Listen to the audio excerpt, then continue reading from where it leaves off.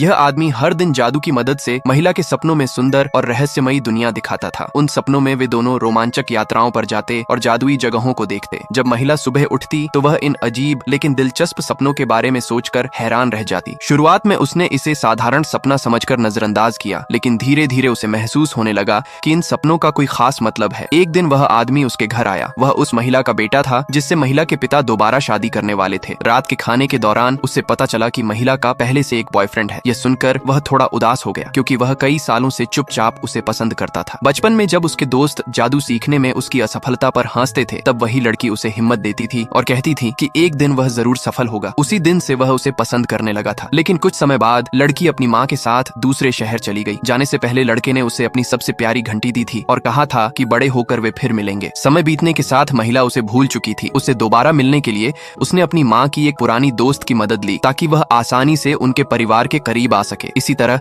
वह महिला के घर आने जाने लगा। एक दिन उसने महिला के लिए स्वादिष्ट दलिया बनाया। दलिये की खुशबू और उसका स्वाद महिला को उसके सपनों की याद दिलाने लगा। वह हैरान हो गई कि शायद वही आदमी उसके सपनों से जुड़ा हुआ है। अचानक घबराहट में उससे दलिया गिर गया। वह तुरंत माफी मांगने लगी और उसे साफ करने लगी। तभी उसका बॉयफ्रेंड वहां आ गया। दोनों को साथ देखकर वह थोड़ा असहज हो गया, लेकिन उस आदमी ने मुस्कुराकर माहौल हल्का करने की कोशिश की। महिला ने भी दोनों को शांत रहने के लिए कहा। थोड़ी देर बाद उसका बॉयफ्रेंड बोला कि उनकी सगाई का दिन जल्द आने वाला है। ये सुनकर आदमी चुप हो गया और अपने जज्बात छिपाने लगा। तभी अचानक जादू की वजह से मेज पर रखा कप टूट गया और सभी चौंक गए। महिला का बॉयफ्रेंड कुछ देर बाद वहां से चला गया। बाद में आदमी अपने कमरे में गया और अकेले जादू का अभ्यास करने लगा। अभ्यास करते समय उसने गलती से एक विशाल जादुई अजगर बुला लिया। अजगर की आवाज सुनकर महिला सतर्क हो गई। जैसे ही वह आदमी अजगर को शांत करने की कोशिश कर रहा था, महिला ने दरवाजा खोल दिया और अंदर आ गई।